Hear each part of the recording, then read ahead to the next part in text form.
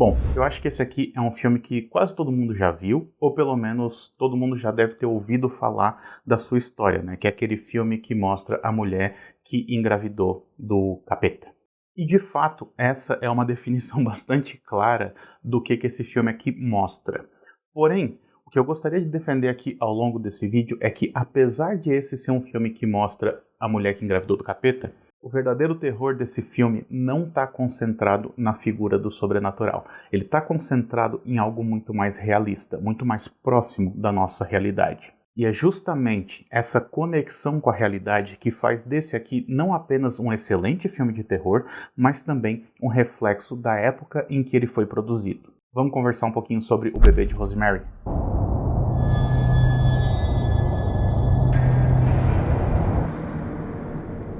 Olá pessoal, sejam muito bem-vindos a mais um vídeo aqui do canal 7marte. Eu sou Daniel e no vídeo de hoje eu quero conversar um pouquinho com vocês sobre O Bebê de Rosemary. Esse é um filme de terror de 1968, escrito e dirigido pelo Roman Polanski, que é um cineasta que até hoje está envolto em muitas polêmicas, e eu vou chegar nesse ponto daqui a pouco. Mas antes, então, um pouquinho de contexto, né? Esse filme aqui, ele é baseado em um livro homônimo escrito pelo Ira Levin, que tinha sido lançado no ano anterior. E ele conta a história de um casal, o Guy, interpretado pelo John Cassavetes, e a Rosemary, interpretada pela Mia Farrow. Logo no início do filme, os dois se mudam então para um apartamento que fica num prédio que é um tanto infame. Supostamente aconteceram vários crimes lá no passado, além de terem várias lendas e mitos envolvendo aquele lugar também. Só que eles não se importam muito com isso porque o apartamento é bom e fica bem localizado, principalmente por ficar perto do trabalho do Guy. O Guy, ele é um ator e ele está o tempo todo tentando se estabelecer na sua profissão. E aí, enquanto o Guy sai para fazer testes de elenco, ou então para fazer ensaios, a Rosemary fica em casa arrumando o apartamento novo deles. Só que não demora muito até que coisas estranhas comecem a acontecer. Por exemplo, a Rosemary ela faz amizade com uma outra mulher que ela conhece na lavanderia do prédio e pouco tempo depois essa mulher aparece morta na calçada. E aí a Rosemary e o Guy acabam fazendo amizade com um casal mais velho que tinha acolhido essa mulher que acabou morrendo.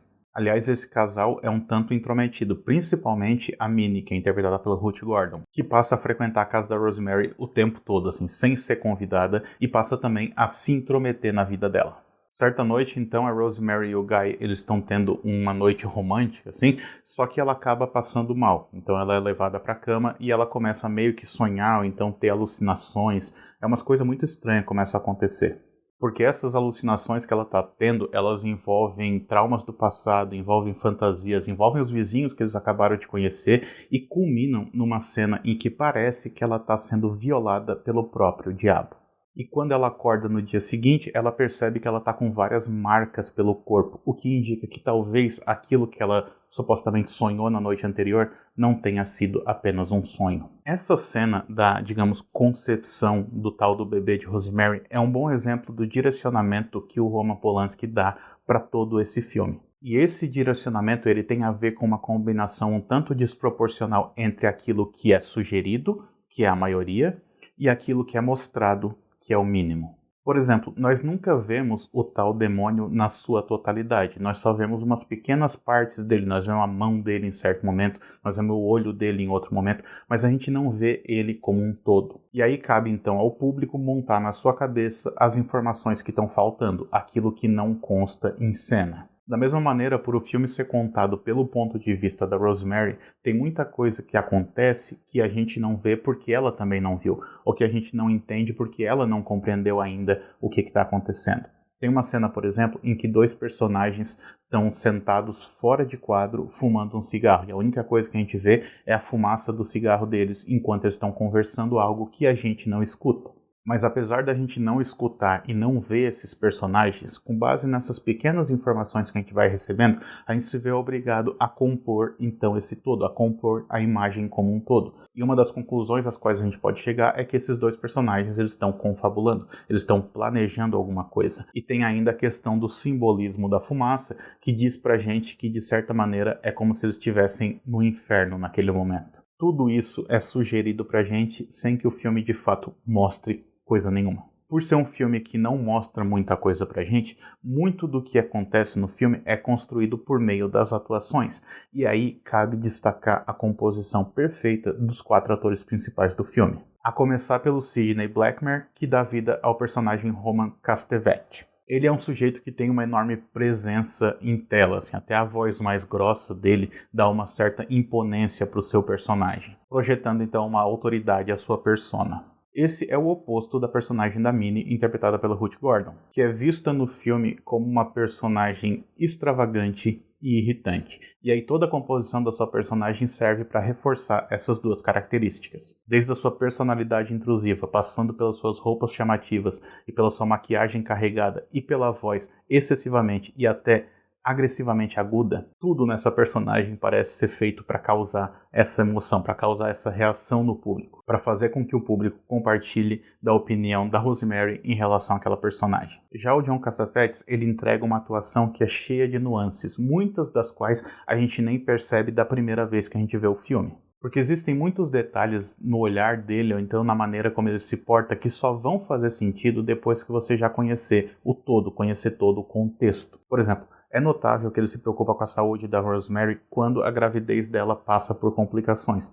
Só que a gente nota que a preocupação dele não parece ser necessariamente com ela. Isso culmina numa cena muito boa em que a Rosemary pede para ele colocar a mão na barriga dela para ele sentir o bebê que está se mexendo, afinal o bebê não tinha se mexido até então. E ele coloca a mão e ele sente o bebê se mexendo e ao mesmo tempo ele fica feliz e assustado com o que aquilo significa. Ou seja, é muita nuance. Só que não dá para falar das atuações do bebê de Rosemary sem falar da Mia Farrow. Afinal, a atuação dela é central para o funcionamento de todo o filme, né? Então, assim, tem vários detalhes que a gente pode destacar a respeito da maneira como ela compõe essa personagem. Uma das coisas que eu gostei muito, revendo esse filme, foi notar o quanto que ela repete os feitos do seu marido. Ou seja, toda vez que alguém pergunta o que o marido dela faz, ela fala que ele é um ator e que ele já trabalhou em tal e tal peça e tal comercial e esse tipo de coisa. Ela fala isso para todo mundo, só que ela sempre fala as mesmas coisas, ela sempre cita os mesmos papéis, o que indica duas coisas. Primeiro,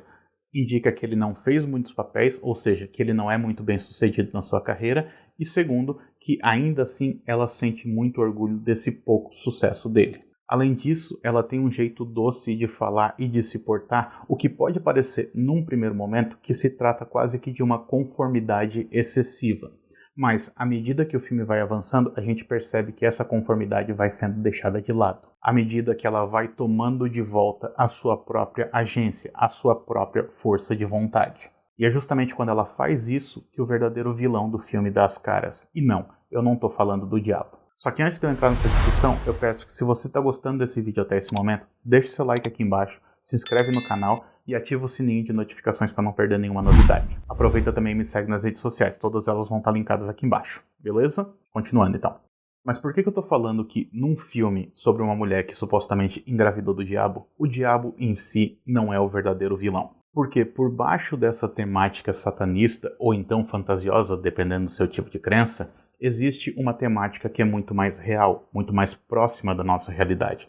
Tanto da realidade da época em que o filme foi feito, quanto da nossa realidade contemporânea. E essa temática é a ideia do controle do corpo feminino. Esse é o verdadeiro terror desse filme.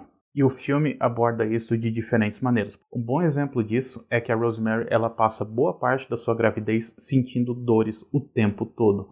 E todo mundo para quem ela fala sobre essas dores ignora o que ela está sentindo, dizendo que é algo normal, que é algo passageiro, que é algo que ela não precisa se preocupar, e não dando nenhum tipo de tratamento real para ela. Ou seja, é como se todas as figuras de poder, nesse caso aqui representadas pelo marido, pelos médicos ou pela sociedade de maneira geral, tivessem mais a dizer sobre o que está acontecendo com a Rosemary do que ela própria. E tem duas cenas nesse filme que são bastante emblemáticas para reforçar essa temática e esses temas que eu estou discutindo aqui, que são as cenas da concepção do bebê e uma cena em que a Rosemary faz uma festa para os seus amigos mais jovens. A primeira cena, a da concepção, já foi mencionada aqui antes, mas vale destacar que enquanto aquilo está acontecendo, a Rosemary ela tem visões de freiras, ela tem visões do Papa e em certo momento ela própria pede desculpas por aquilo que está acontecendo com ela. O que de certa maneira reforça a ideia de uma certa submissão da protagonista, porém é uma submissão imposta às figuras de poder. E a outra cena que é muito importante é a cena da festa, porque é nessa cena que a Rosemary é exposta a outras pessoas que estão fora daquele círculo hierárquico no qual ela estava inserida. E essas pessoas imediatamente notam que tem algo de errado com ela. Aliás, é notável também que em certo momento as amigas da Rosemary se reúnem com ela na cozinha e dão conselhos para ela. Elas falam, por exemplo, que ela não pode ficar acreditando no que o médico fala para ela se o que o médico está falando é contrário àquilo que ela está sentindo. Elas também incentivam a Rosemary a buscar uma segunda opinião, ou seja, a não ficar simplesmente acreditando no que está sendo dito para ela. Ou seja, elas oferecem o apoio que a Rosemary estava precisando naquele momento. E o fato delas oferecerem esse apoio na cozinha é bastante significativo também. Afinal, se a gente levar em consideração que o filme está retratando essa ideia de uma sociedade patriarcal, a pequena revolução que está se estabelecendo ali está se estabelecendo na cozinha, no lugar onde, de acordo com essa sociedade, é o lugar das mulheres. E o filme retrata isso de maneira bastante literal, porque elas tomam aquele lugar para si e em certo momento o Guy tenta entrar na cozinha e elas não deixam. E eu sei que muita gente pode dizer que eu estou exagerando na minha leitura do filme, e pode ser que eu esteja exagerando mesmo. Mas lembre-se que todo filme é também um registro da sua época. Isso é algo que inclusive eu falei no meu vídeo anterior, no qual eu falei sobre o Hostile Dimensions. E eu reforço essa ideia porque os filmes, e especialmente os filmes de terror, eles têm a tendência a refletir de maneira metafórica aquilo que está acontecendo à sua volta, aquilo que está causando medo na população à sua volta. Ou não necessariamente causando medo, mas sim refletindo aquilo que está acontecendo ao seu redor. E uma das coisas que aconteceu na década de 60 foi a chamada segunda onda do feminismo. Ao contrário da primeira onda do feminismo que aconteceu lá na virada do século passado e que foi focada principalmente no direito da mulher ao voto, a segunda onda do feminismo ela teve um outro enfoque. Ela tratou, entre outras coisas, da sexualidade, da violência doméstica e do direito da mulher ao controle do próprio corpo. E todas essas questões estão inseridas no filme e não podem ser ignoradas. Porém, um outro ponto que também não pode ser ignorado é o fato de que esse filme aqui foi dirigido pelo Roman Polanski, um cineasta que 5 anos depois da realização desse filme seria acusado e posteriormente condenado por abuso sexual de uma menor. E aí eu pergunto, como que isso é possível? Teria o Roman Polanski desaprendido tudo aquilo que ele mostrou no filme dele? Ou então, ele fez um filme com temáticas feministas, por mais que essas temáticas não reflitam a sua própria crença e o seu próprio comportamento? Quase como se ele próprio estivesse separando a obra do artista, sendo que nesse caso o artista é ele mesmo. Ou então seria esse o caso de que todas as discussões que eu mencionei antes, elas estavam permeando a época em que o filme foi feito e acabaram sendo absorvidas pelo filme sem necessariamente muita intervenção do diretor? Eu sinceramente não tenho uma resposta para isso, mas alguns meses atrás eu participei de um podcast no qual a gente discutiu esse filme e uma das coisas que foram levantadas nesse podcast é que muitas dessas temáticas que eu abordei aqui já estavam presentes no livro do Ira Levin e que ao longo da sua carreira o Polanski ele sempre se preocupou em ser fiel ao material que ele estava adaptando para o cinema. Essa poderia ser uma resposta, mas eu sinceramente não posso dizer isso porque eu não consegui ler o livro ainda. Mas se alguma editora quiser me mandar o livro de presente, eu aceito numa boa e leio o mais rápido possível também. Mas independentemente de como essa discussão foi parar no filme, é inegável que ela tá lá. E é justamente isso que dá força pro filme. Porque é a partir dessa leitura que a gente deixa de ver esse filme aqui como sendo apenas a história da mulher que está carregando o filho do demônio e passa a enxergar esse filme como sendo a história de uma sociedade que permitiu e até incentivou que isso acontecesse com ela. Bom, por hoje é isso, então espero que vocês tenham gostado desse vídeo. E se você gosta dessa discussão a respeito de como os filmes de terror acabam refletindo os temas da sua época, então confira esse vídeo que eu fiz sobre o filme Quadrilha de Sádicos, porque nesse vídeo eu faço uma leitura do filme a partir dos conflitos geracionais da década de 70. A gente se vê na próxima, então até mais. Tchau, tchau.